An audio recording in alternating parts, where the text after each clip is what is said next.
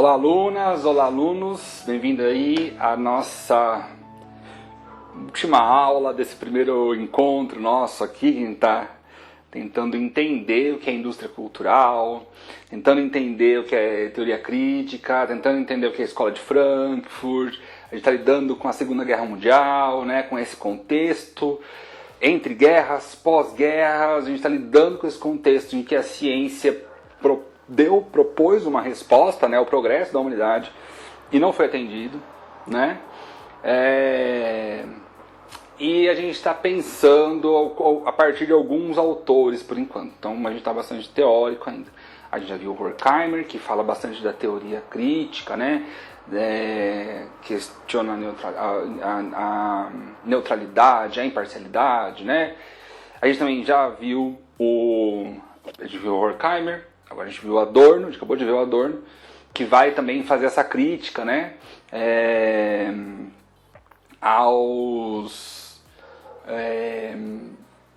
também vai fazer essa crítica à ciência, né, mas ele está focando muito mais na razão, esse uso utilitário da razão, né, e aí não só para a ciência, mas também para os meios de comunicação, né? Como que a ciência é um discurso e como que os meios de comunicação... Então ele está pensando muito em discurso, né? Então ele chega no meio dos meios de comunicação, dessa produção cultural, né? Está pensando no nosso lazer, está pensando no nosso momento de férias, está pensando no momento que é mais genuíno, e ele fala, pô, cadê essa genuinidade, né? Então a gente está pensando um pouquinho sobre tudo isso. E aí agora a gente vai falar um pouquinho do Marcuse, do Herbert Marcuse, né? Ele nasceu em 1898, também na virada do século, mas morreu em 79, né? É o que morreu mais jovem dos três aí, né? Mais velho, né? Morreu mais recente dos três.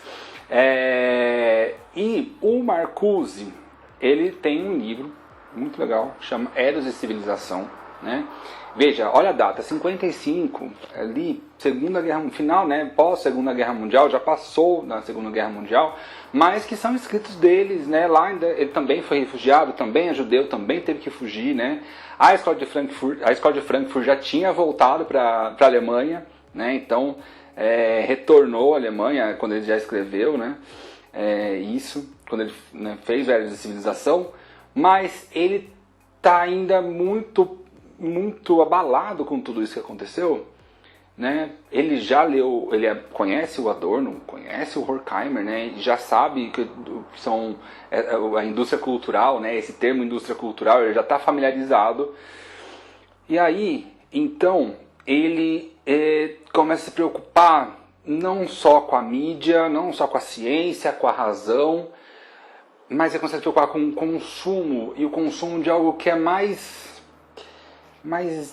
intenso nosso, mais interior nosso, né? Mais dos nossos corpos. Ele começa a se preocupar. Será que então também, como é que a nossa identidade, será que nossa identidade também é mercadoria? Será que a gente tem um discurso sobre a gente que a gente não faz na prática? Ele vai pensar sobre isso então, né? O capitalismo tem muito essa característica de ter um discurso que na prática não se resolve, né? Um discurso que se resolve para alguns grupos sociais, né? Que a gente já sabe qual é, que é para a classe dominante.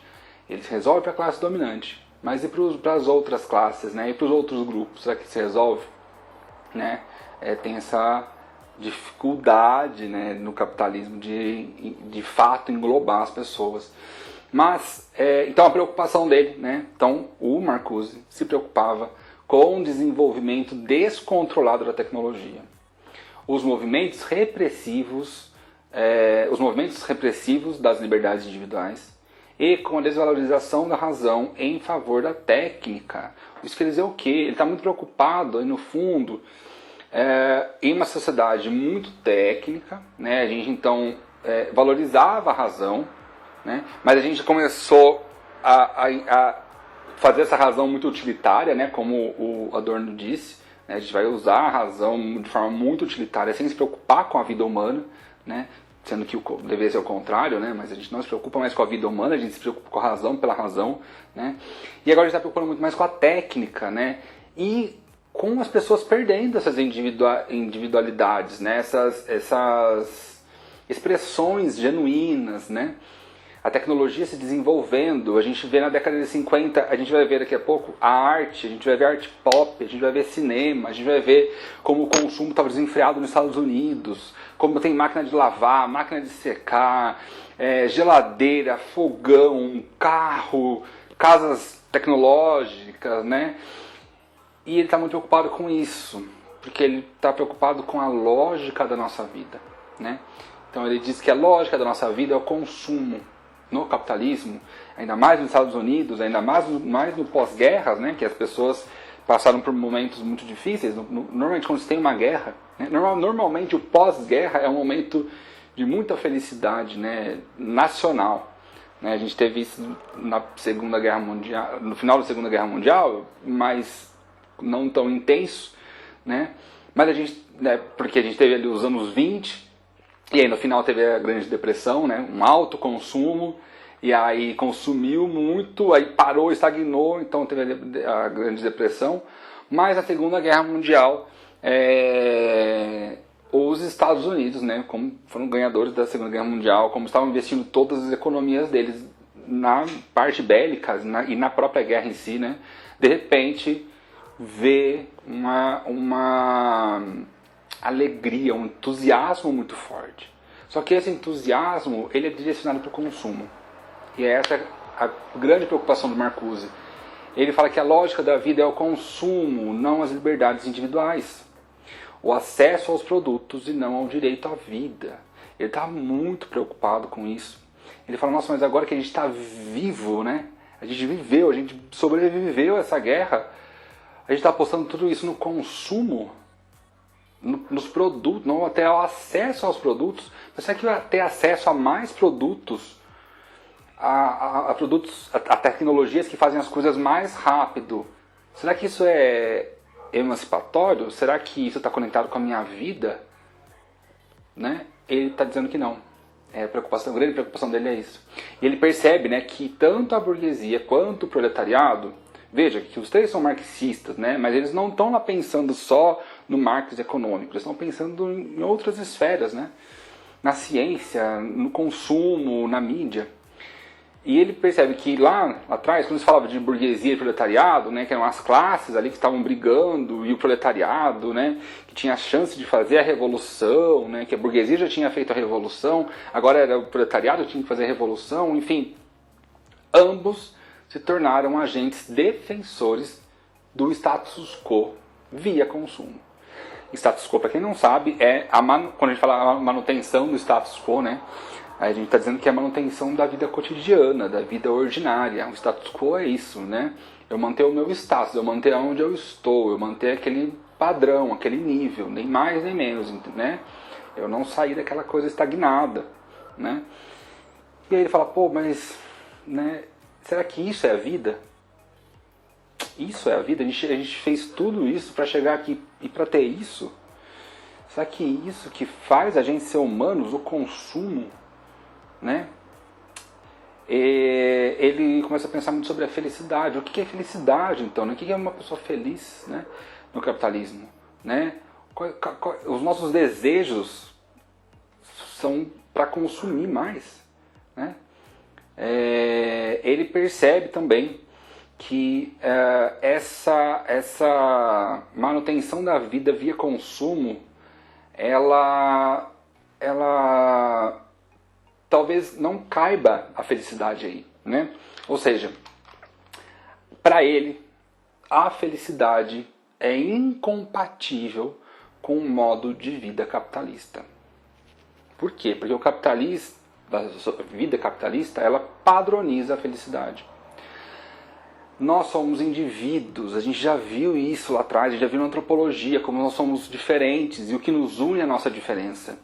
Né? O que nos une é porque nós temos ideias diferentes, nós estamos em contextos diferentes, nós nos alimentamos, consumimos, temos uma casa, roupas, abrigo, porque de formas diferentes, porque nós pensamos de forma diferente. Nós temos as grandes ideias na nossa cabeça. O que é um almoço, né? O que é um abrigo, o que é proteção. A gente tem isso, mas a gente, no mundo, né, a gente faz isso de forma diferente. E ele começou a perceber que o capitalismo ele vai padronizando tudo, né? Esse consumo exacerbado é um consumo exacerbado por um padrão de vida também, por uma vida comum, uma vida ordinária, uma vida do status quo. E aí ele está preocupado, né? Ele fala, poxa, isso será que é a vida? E será que isso é felicidade? Né? Você que está me ouvindo aí, né? Pensa na sua vida, o que você espera para a sua vida? O que você espera de felicidade? Né? Será que essa felicidade que você espera é porque alguém te disse? É porque a mídia te disse? Porque os seus pais te disseram? Porque a escola te disse? Os amigos te disseram? Mas será que o que as pessoas dizem é o que você precisa, o que você quer de fato? Né? Tem algo que é muito nosso, que é a nossa criatividade, a nossa forma de olhar o mundo e ver a partir dos nossos olhos. E de repente a gente está vendo o mundo a partir dos olhos de grandes empresas. Né? E essa é a grande preocupação do Marcuse. A gente está sempre muito infeliz, a gente nem sabe disso. E a gente acha que consumindo, tendo coisas, conseguindo coisas, a gente vai ser feliz. Né? Você está falando dessa incompatibilidade da felicidade no capitalismo. Né? Porque a própria felicidade se tornou um padrão. Ele está preocupado com essa padronização intensa no capitalismo. Vou padronizar tudo. Padronizar a mídia, padronizar a ciência, padronizar comportamentos, padronizar ideias, padronizar falas, formas de agir. Né? Essa é a grande sacada do Marcuse. Né? Olha só, o pensamento otimista paralisa, porque não questiona a realidade. Veja, o Marcuse então, ele entende que as nossas liberdades, o que nos faz humanos, é questionar a realidade. Questionar a nossa realidade. E no capitalismo nos é vendido uma felicidade que a gente acaba comprando, muito otimista, né? Que acaba nos paralisando. Apesar que a gente compra uma felicidade para ser feliz, né? Mas não está se realizando. Então o pensamento otimista paralisa, porque não questiona a realidade, nos mantém presos à ilusão nos mantém presos à ilusão de que temos o controle sobre a nossa vida e que possuímos liberdade de escolha. Que ilusão é essa, né? A gente está preso a uma ilusão que a gente tem o controle sobre a nossa vida, que a gente tem a liberdade de escolha, né? Essa é a liberdade da ilusão. Essa é a ilusão da liberdade. Isso significa o quê? Que a liberdade, né, ela nos é mostrada no capitalismo como uma escolha nossa. Então nós somos livres para escolher o que a gente quiser. Só que isso é uma ilusão. Né? Por quê? Né? Porque essa liberdade está sempre conectada ao consumo. Quem você quer ser? Quem você quer ser? Será que quem você quer ser tem como não ser sem consumo? Será que o que você quer ser é o que foi ofertado para um mercado de possibilidades, mas ainda assim um mercado, uma empresa? Não foi uma empresa que te ofereceu essas identidades? As ideias que você tem, né, o lugar de onde você veio. Mas nossa, eu tenho uma ideia do meu grupo de amigos, mas será que seu grupo de amigos, né, será que todos não pensam meio parecido a partir de uma empresa, a partir de um mercado consumidor? Né? A sua família também, né? Será que não pensa a partir do mercado consumidor? Né? A partir do consumo? Então a gente tem a ilusão dessa liberdade, né? Porque a gente pode escolher o que a gente quiser ser no capitalismo. Mas será que a gente está escolhendo de forma genuína? Ou será que é uma empresa, será que é uma mercadoria que está ali, que precisa ser vendida e a gente precisa consumir ela, de fato? Né? Então a ilusão da liberdade é uma categoria ideológica. Né? A gente já discutiu um pouco sobre o que é ideologia. Né? A ideologia é um modo de vida. Né? Então a ilusão da liberdade é uma categoria ideológica. Acreditando que tem o poder de decisão, os indivíduos não resistem ao controle imposto pelo sistema. Que sistema é esse? É o sistema capitalista, é o sistema de compra, é o sistema da racionalização da vida cotidiana para que mercadorias sejam vendidas. E o Marcuse então está falando, poxa, então a felicidade é uma mercadoria. A minha identidade é uma mercadoria. A identidade de vocês é uma mercadoria. E vocês estão comprando ela num mercado que é oferecido por esse sistema, por grandes empresas. Sejam empresas de roupa, empresas de música, empresas de cinema. A gente vê no cinema, né, a pessoa usando aquela roupa, a gente, da forma como ela anda, a gente quer ser na televisão, né, no YouTube, a gente vê aquilo.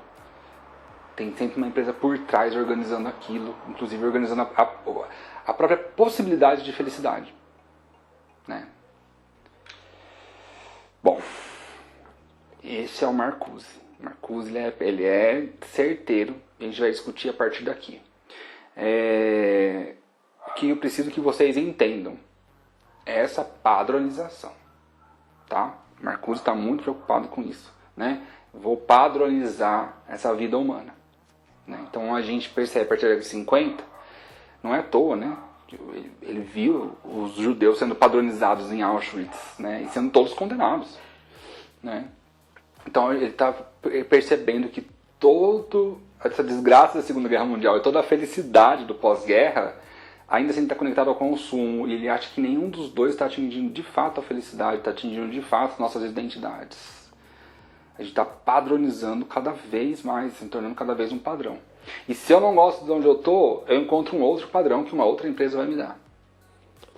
Será que isso é genuíno? Será que isso cabe em mim? Será que tem algum padrão que cabe em mim? Estar insatisfeito vende. Gente, não esqueçam disso. Isso é super importante. Eu vou vender um padrão. Você vai comprar.